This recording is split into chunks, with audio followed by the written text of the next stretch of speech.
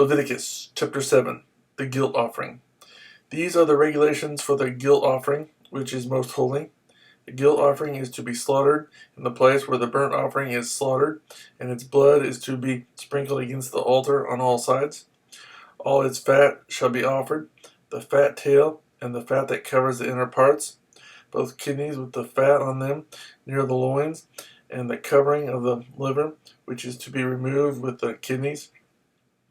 The priest shall burn them on the altar as an offering made to the Lord by fire. It is a guilt offering. Any male in a priest's family may eat it, but it must be eaten in a holy place. It is most holy. The same law applies to both the sin offering and the guilt offering.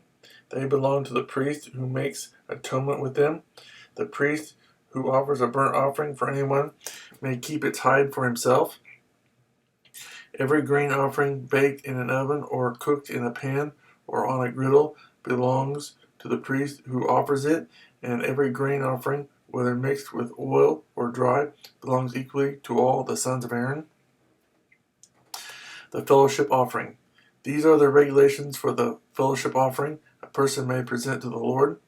If he offers it as an expression of thankfulness, then along with this thank offering, he is to offer cakes of bread made without yeast and mixed with oil, wafers made without yeast and spread with oil, and cakes of fine flour well kneaded and mixed with oil. Along with his fellowship offering of thanksgiving, he is to present an offering with cakes of bread made with yeast. He is to bring one of each kind as an offering, a contribution to the Lord. It belongs to the priest who sprinkles the blood of the fellowship offerings. The meat of his fellowship offering of thanksgiving must be eaten on the day it is offered. He must leave none of it till morning. If, however, his offering is the result of a vow or is a freewill offering, the sacrifice shall be eaten on the day he offers it, but anything left over may be eaten on the next day. Any meat of the sacrifice left over till the third day must be burned up. If any meat of the fellowship offering is eaten on the third day, it will not be accepted. It will not be credited to the one who offered it, for it is impure. The person who eats any of it will be held responsible. Meat that touches anything ceremonially unclean must not be eaten. It must be burned up. As for other meat, anyone ceremonially clean may eat it, but if anyone who is unclean eats any meat of the fellowship offering belonging to the Lord, that person must be cut off from his people. If anyone touches something unclean, whether human uncleanness or an unclean animal or any unclean detestable thing, and then eats any of the meat of the fellowship offering belonging to the Lord, that person must be cut off from his people. Eating fat and blood forbidden. The Lord said to Moses, "Say to the Israelites, do not eat any of the fat of cattle, sheep, or goats. The fat of an animal found dead or torn by wild animals may be used for any other purpose, but you must not eat it. Anyone who eats the fat of an animal from which an offering by fire may be made to the Lord must be cut off from his people. And wherever you live, you must not eat the blood of any bird or animal. If anyone eats blood, that person must be cut off from his people." The priest's share.